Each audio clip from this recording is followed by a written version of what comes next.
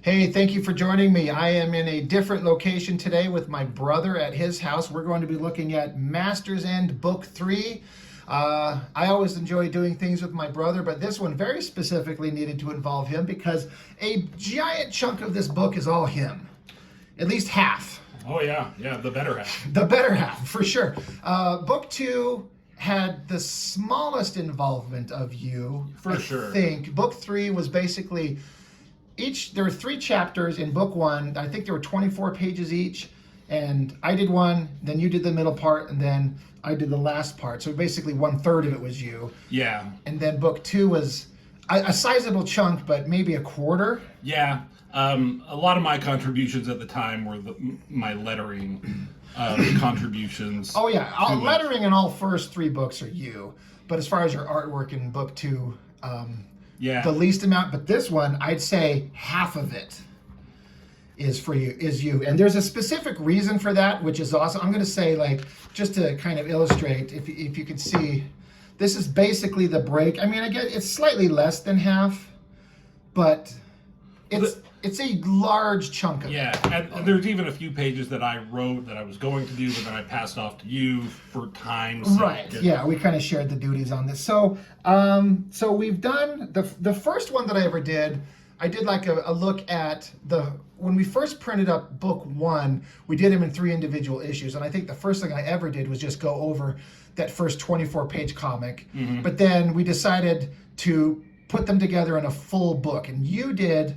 Where you lied to me about the triplet twins. I was gonna say, remember when I hijacked your thing and it was so easy to do? You 100% hijacked the video. Stupid asshole. Right, I'm a dumb asshole. But you went over book 1 and talked about it at length, and then I very recently did book 2. And in my review of book 2, I did a quick summation of book 1 and then went over book 2. So if anybody's watching this and wants to get the gist of everything that's going on, you can get them in those other videos. But basically speaking, it's based on the 80s He-Man cartoon, issue 1, which you can plop down there. In this book, Skeletor just had enough of losing, so he ends up murdering most of his villainous henchmen, takes off and disappears into space for like a year. He comes back, and he has several powerful weapons at his command. He has the Voltron Lion Force robot.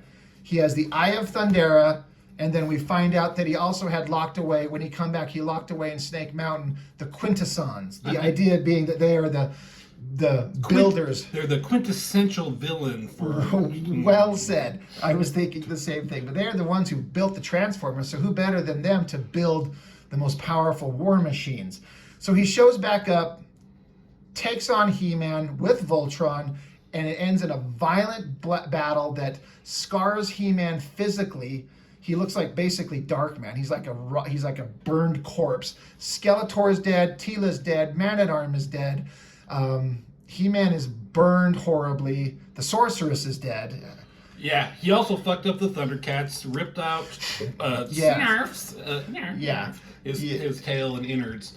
Yeah, your tale in book 1 showed Skeletor how he went. They showed one of the things that he did when he was gone is he went to the Thundercats world and took the Eye of Thundera from Lion-O. This is specifically important. We've addressed in the other books what happened with Voltron and the Quintessons, but in this book you see how Skeletor got his hands on the Eye of Thundera, and he has it, and then he brought it back to Eternia, and he's got it in his possession, and He-Man ends up killing Skeletor after Skeletor violently murders the Sorceress. He-Man goes on this rampage. Yeah, blew her head right up.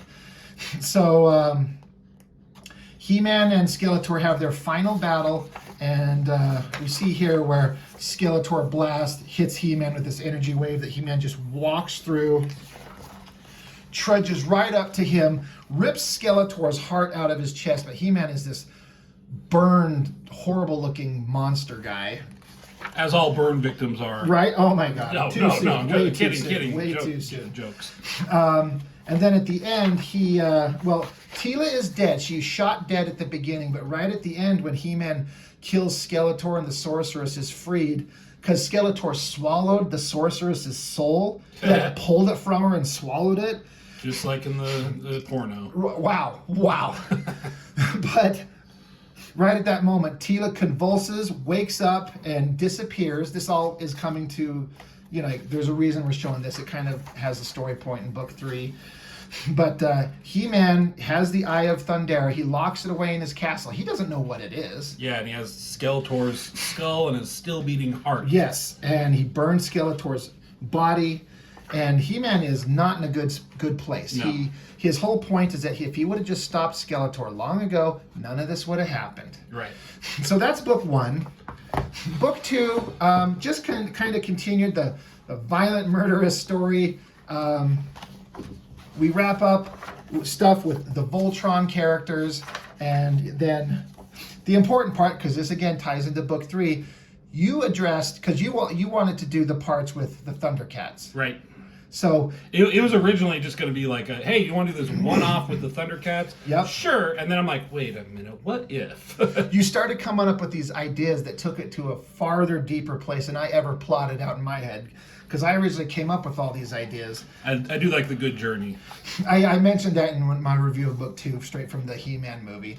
But you addressed that Lion-O needs to retrieve the Eye of Thundera. So he goes to Mum-Ra and has Mum-Ra transport him to the place where the Eye of Thundera is, which is Eternia. Yeah, I put Lion-O in the armor from the 2011 cartoon. I mentioned that in the book 2 review where you armored him up to kind of connect the designs and the things. And it's a great design. I think it looks great.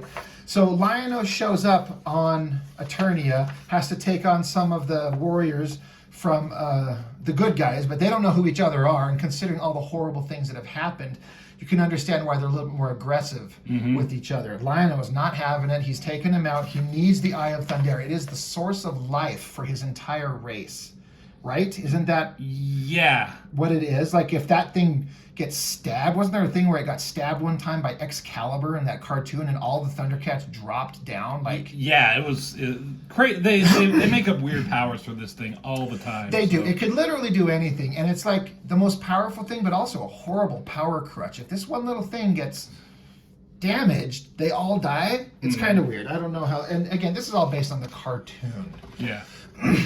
Anyway, he takes on a lot of the heroes from Eternia, but gets away. He runs into Cringer, who this is the first time in this book that we've seen him, and he is scared. This was your idea, right?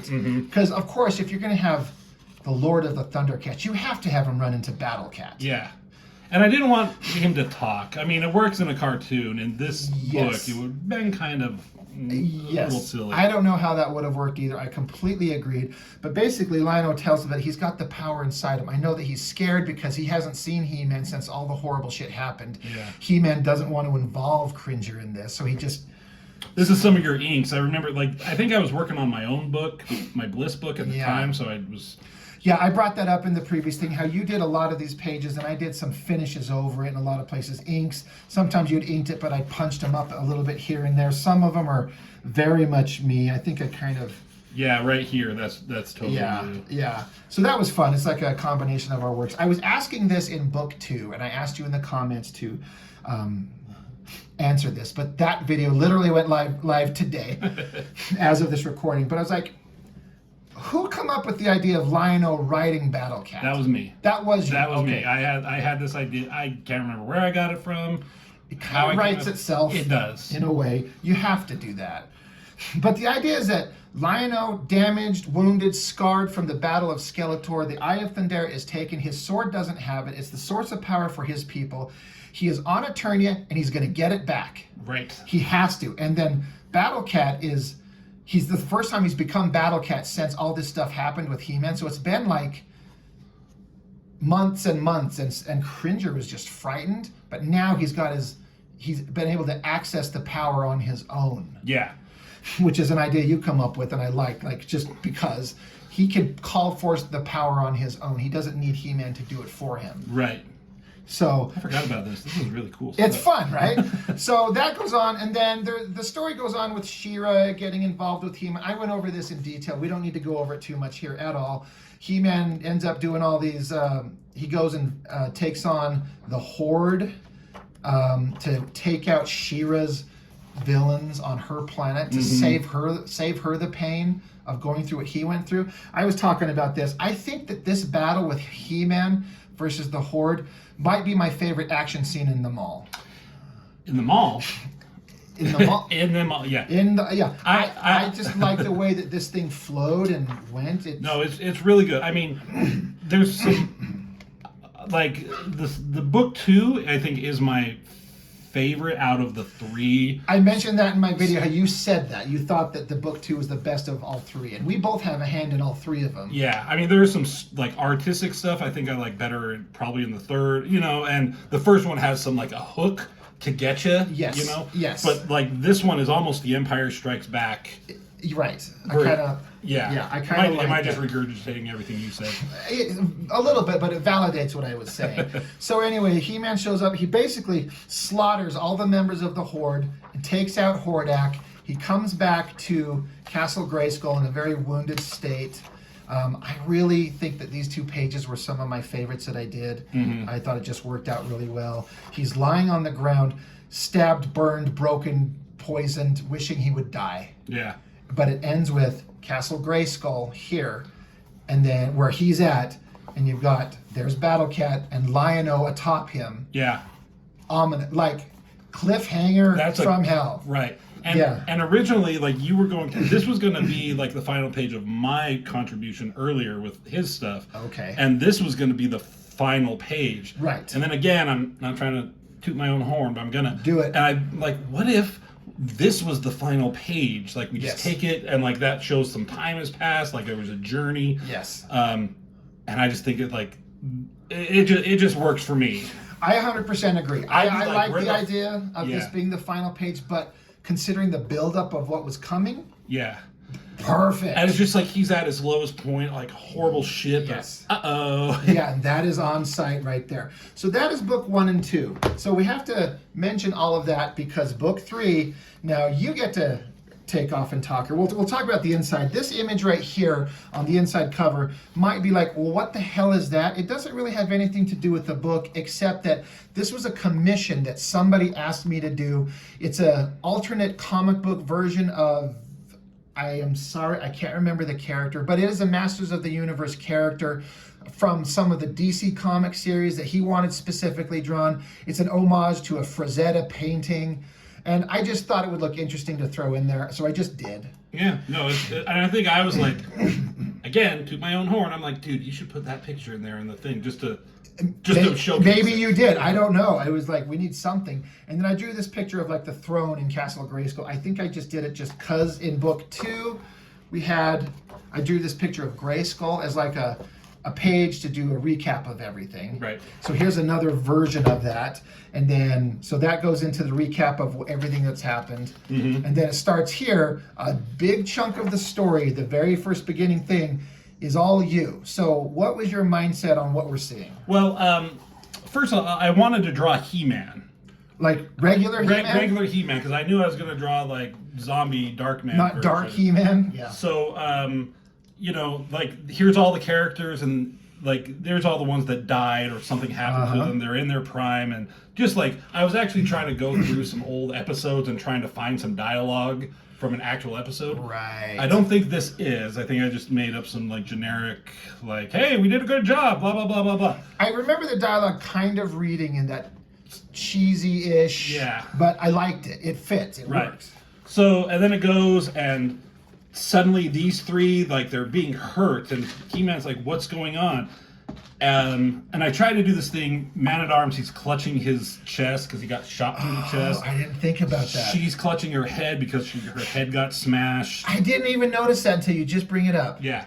And then, it's like the pain, make it stop, and he's like, save us, He-Man, and it's like, oh my God, she's a skull. And then there's a skull behind him, and just like, save me, He-Man, and it's just, save them. He's like Skeletor, and he's screaming. You can see the that I think is awesome. The Thundercat symbol. Yeah. No, it's not on. It's somewhere. The cat's head coming at him as if to consume him. With the fire, he's being like foreshadowed as fuck. I love it. Yeah. So then it was a horrible nightmare. He wakes up. Yes. So and this vaguely resembles, it kind of connects to, in book 2, he's in Grayskull in his throne. yeah. This was, and again, I think I found a reference. Like, this was like just a random chair. It wasn't the throne. Right. It was just like a random room and stuff like that. Okay. But you see, like, he hears the skeleton. He's yelling Skeletor. He hears that in his dream. In his nightmares, he's hearing the name yelling. But then he's hearing something. He wakes up.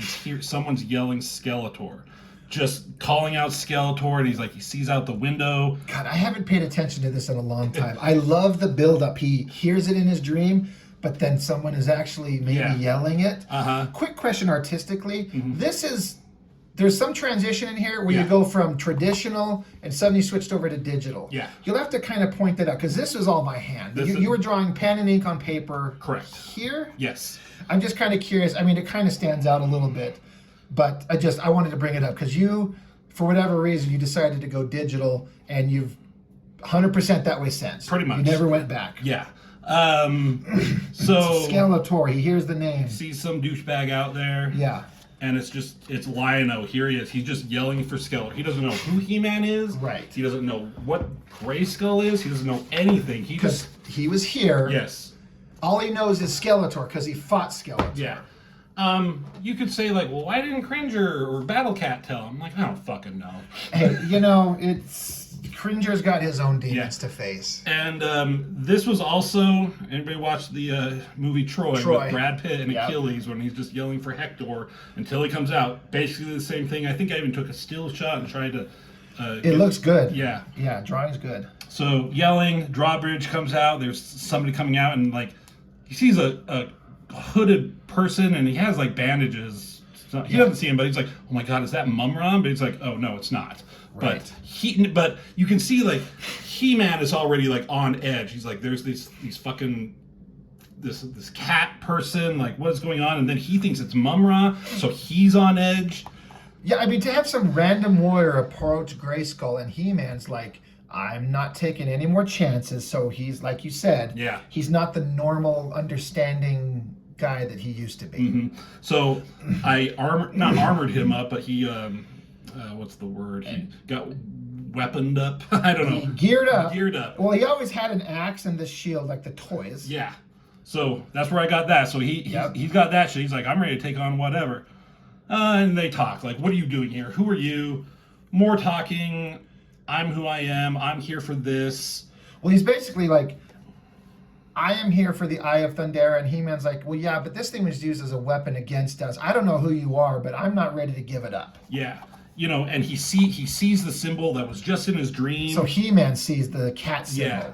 And he was just dreaming about this in a horrible nightmare. Yeah. So tension building. Cooler heads may have prevailed, but they're both normal. They're not talked it out. They're not in a place. Yes. They're talking shit. Who are you to have such power? I'm Lord of the Thundercats. Blah blah blah. And he's like, this did all this horrible shit against me. That's not possible. But then Lion-O starts talking shit to He-Man. He's like, look what you're in. You're in a giant skull fortress. And Skeletor with his skull face. Right. He's like, obviously you're the bad guy. He makes a connection like, you must not be. Yeah. You're no hero. Yeah. Give me my precious property or else. And then he's like, choose your words carefully. He's like, fuck you, basically. Yeah. And then you're like, all right, let's do this. I'm like, neither is backing down. Yeah, they're like, oh, it's time to fight. So I'm trying to look at the art, and I know the background is digital. This is digital. I can tell your line work changed. This is clearly at least background digital lighting. I know there's a couple of pages around here where I was doing it originally, and this might have been on paper and then did some backgrounds digitally. Right. I'm trying to remember. I'm having a hard time. But basically, charges at him, you know, let's do this shit kind of a thing. Now, there was a thing that it'll come up. I guess I don't need to jump the gun, but I seem to remember thinking, and correct me what your recollection is we were going to have these two fight, and my first thought was, it wasn't going to be a huge long section of the book, but it was going to be all splash pages and homages to comic covers of people battling is what I thought, but then I think you wanted to extend this and like take an opportunity to tell a longer story, which ultimately worked way better. Yeah.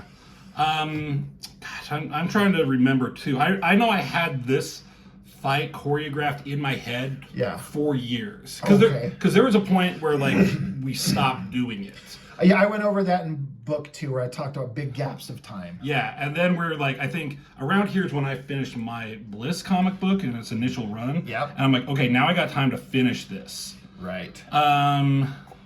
So they're fighting, or they're starting, big clash, right? Like the clash of titans is about to happen. These two warriors are going to face off.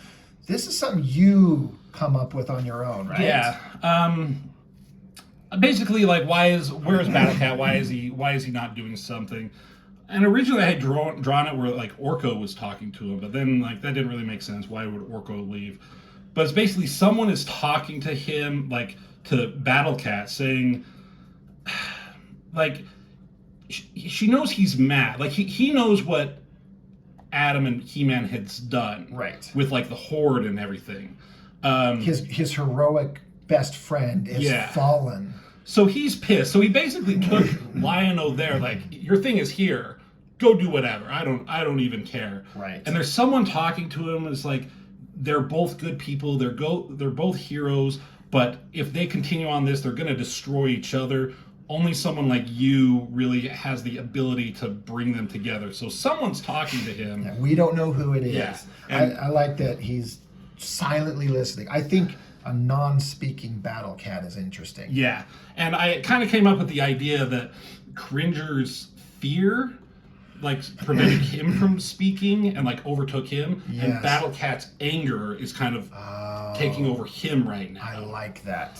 So then this gets into some of the, again, this was my idea, correct? Splash pages, homaging covers. The splash pages homages were certainly your idea to bring in. So that is a homage for those who may not recognize. Mike Zeck, I think, was the artist. Wolverine fighting Captain America. Mm-hmm. The poster we had on our wall for years. Yeah. And I'm pretty sure this was the first image that I did fully digital. I remember drawing this. Oh, okay. So that's fun. And then this, it took me a second. I knew I recognized it, but I think I had to ask you. Like, I couldn't piece it together. Punisher Wolverine African Saga collected edition cover. Correct. Which I'm like, oh, that's awesome. So these are all you. Great energy, great, like explosions, fighting, get Grayskull in the background. So I love the idea of just splash page battle. Correct. Yeah, that's really cool. And then we separated it a little bit. Yeah, it was going to be just all splash pages, but again, you choreographed the whole fight. So a couple splash pages, choreographed fight, couple splash pages. This was all you, and I was like, go for it. So I wanted to have the more sword fight dueling, but that's very complicated. It's hard to do in a comic. So basically, they're fighting, and I always like He-Man is more powerful. He's stronger by far, physically. But I'm gonna say like Lion-O was a better fighter. I'm gonna say. I would say he's certainly a better swordsman. You're right, correct. Because He-Man, all he ever did was like deflect lasers, because he wasn't allowed to be violent in the show. Yeah. But he was never. There's nothing to make me think he was ever a good swordsman, but Lion-O is. So I agree. Yeah. And so then he's just like, he gets rid of the sword, he's just chopping, taking down like the shield, and it shatters for whatever. I don't know what it's Why not? It doesn't matter. It's just some shield. Like the Sword of Omens is a powerful weapon. It makes sense. Like he's just hacking through it, shatters his shield. Mm-hmm. And then these were... This is me, double splash page. This is an homage to X-Force #2. This was Deadpool and Weapon X, the current Weapon X at the time, Kane. Yeah. So you got He-Man fighting Lion-O, which I thought was fun. And then this is, I can't remember the issue. It's an issue of Wolverine. Yeah. Where this was Wolverine and Sabretooth. I think Cable was up in the corner here. So this is an homage to Rob Liefeld. This is an homage to Mark Silvestri. We had a Jim Lee homage. We were trying to find there's another one too. That one. Yeah. That was an Uncanny X-Men issue where Wolverine is fighting the Mandarin. Yeah. That was one of my favorite drawings. And then I had you throw in the Starry Sky background. I like the idea of getting these just splash page battles between these two titans. Yeah. And I think you were trying to find an homage that McFarlane had done, but couldn't. I couldn't come up with one. I wanted to have one from all those big Image guys, but you know what? It was enough. And there gets to be a point where like, I can't find it. Let's move on. Yeah. So Lion-O gets the upper hand. He's gonna chop his fucking head off. Victory is mine, but he catches the sword. And he's just like holding this blade in his hand because he's so fucking strong. And his mindset is like that probably doesn't even recognize the pain. Right, and then this is one of your little kind of, if you remember the opening credits to the He-Man cartoon, he walks up, and he does it in the show, he walks up and his fist punches. You did that there, which I thought was great. He goes flying. Digs in, stops himself, He-Man grabs his axe. Throws it at him. He deflects it, a la Aragorn. And I was going to say, we blast the little dagger out of the way. I also like that you show him using his physical strength. He slams his hands on the ground. Shockwaves knock Lion-O off his feet. He's going to bring up his boot to stomp his ass in. Puts his foot through the ground. Yeah, he barely gets out of the way. Lion-O readies. He has his new gauntlet, his new claw Wasn't shield. that based on the 2011? Yeah. Yeah, because in the other book, Skeletor's battle with him, it got melted and destroyed. So he's got a new one. I love it. So he's using that. He's decks him, and he's just like pummeling, punch. Like, where's the eye? Where is it? Again, He-Man powers through, grabs him, and basically crushes him. Kind of like Thor did to Iron Man. Gauntlet, okay, yeah, the claw shield, he crushes it and rips it off. And like his arm was like that from when the original one got messed. It's scarred from the previous battle. So that had to hurt. Yes. So Lion-O's kind of like on the ropes a little bit. He's like, surrender. Again, talking shit. I've gone through more. Like, you think I'm gonna quit? And he pulls something out of his boots and hits him and kind of slashes it. And what does he got here? You call them nunchuk, but they call them battle sticks? Is that what they call them in the cartoon? Oh, fuck. I don't think they call them nunchucks, but I think they call them battle sticks. But that's what they are, with the little claws on the end. I always thought those were the coolest weapons. I also had an idea of what I kind of wanted to do, but again, it would have been complicated. He would have had, like, the weapons of each of the Thundercats. Like, he would have had Tigra's whip and the staff and some tricks from the Wily kitten cat. The kittens, yeah, totally. But that would have been a thing. I think this was enough. Like, and Panther's the one who's dead, so he's carrying his dead friend's weapons. Yeah. So he's nunchucking the face off of him. Yep, good times. This is a great scene. We have him like, I've seen this somewhere, where like the leap over and wrapping the thing around his throat. Where did this come from? I think it's from Dragon, the Bruce Lee story. Oh, right. Right at the end in the nightmare sequence with that monster. Thank you. I know I've seen it somewhere. Also, he jumps up, wraps the chain around his neck, and is choking him out. And I love how he's like, through his strength, lightning in the background, like it's choking him out. It's like it's almost gonna be the victory here. Yeah, and he's just like, fall. Like, why won't you fall, basically?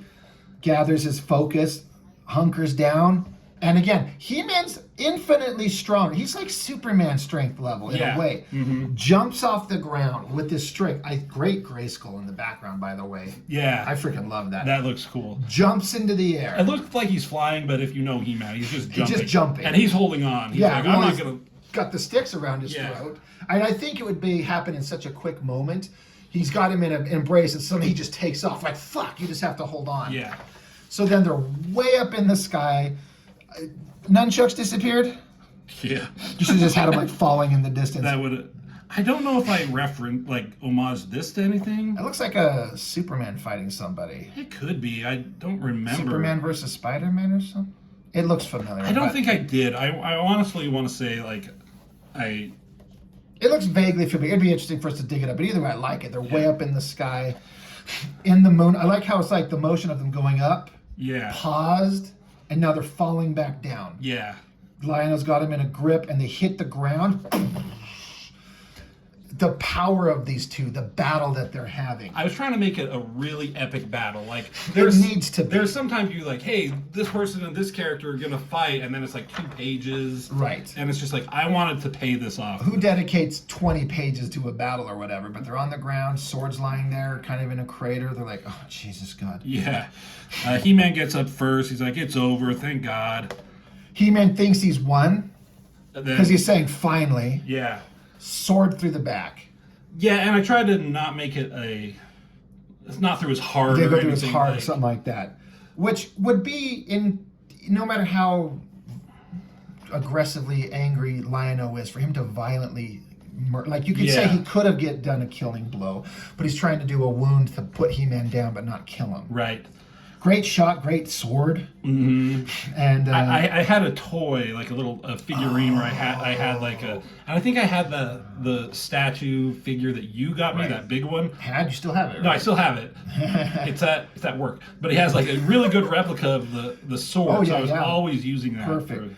So He-Man smacks him away, and so He-Man picks up, because Lion-O drops the Sword of Omens. And again, if you'll notice, the Eye of Thundera is missing. That's always been in there. I like that. So it's the sword without that power source, but he picks up the sword. Now this is kind of like another homage to the opening. Well, when He-Man changes, he does the eye have the power and has the sword to his chest, but he's got that with the Sword of Omens. Mm-hmm. What's he going to do to the sword, John? Oh my God. I don't know. He snaps it, breaks it.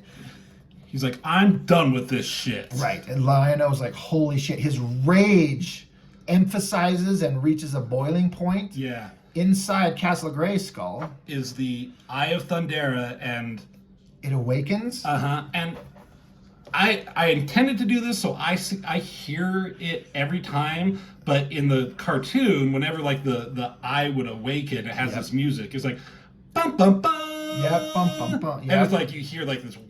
So basically, the eye wakes up. Yes, it does.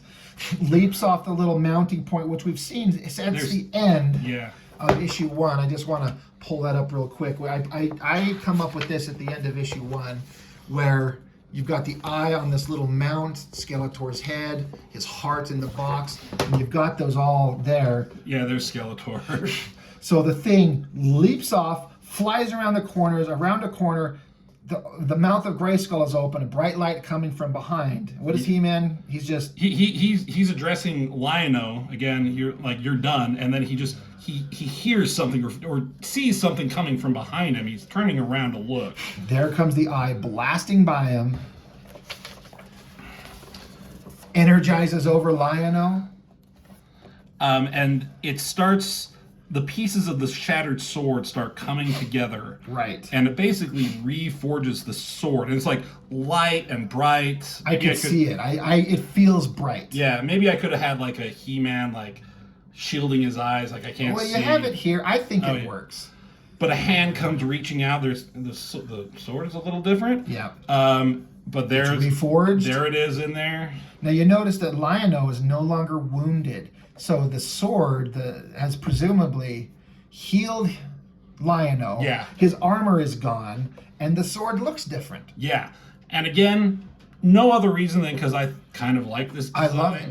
I'm not saying it's better than the original, but I really liked it. Equal to. Yeah. You gave him the sword design that they kind of redesigned for that 2011 show because it was shattered and it's just reformed itself into that new version. Yeah. I think it looks great. So Lion-O, he's back. Like he's fully, like he's 100% healed. Even all the shit they just went through, he's just like, he got a 1-up or a power-up or something. But here he was, Thundercats. Yes. Thundercats, ho. I love the idea of Castle Grayskull, but the Thundercats the cat call. Yeah.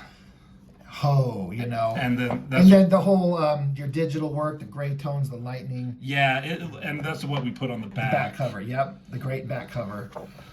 And then, where is this reference from? Is that Troy? No. Again? That is again a reference. That was from like the DVD of the 2011. Oh, okay, right. Same pose, holding the sword in that manner. So he's like, now shall we continue? Like he's like, let's fucking go. I'm ready. You think I'm gonna stop? I'm fully powered. And it's just like, and who knows who would win in a fight with He-Man and Lion-O? Like He-Man is infinitely stronger and more powerful, but like this fucking Eye of Thundera like has powers and abilities that you can make up anything. At this point, Lion-O is at peak power. Mm-hmm. He is mentally compromised and physically wounded. Yeah. Generally speaking, just based on power, I think He-Man would win. Of course, the Eye of Thundera But in this scene, I think Lion-O might win. Yeah, he might take it. Like you gotta. Yeah. He-Man's bleeding out. He's holding his sword, and you think I read this as you think he might be calming down. Yeah. No, let's go. Yeah. I was kind of like he's exhausted. Like maybe Yes. like we can finish. Like just. But it's like nope. I'm not gonna stop. You think you weren't stopping? I'm not stopping. Right. So he's like, let's go.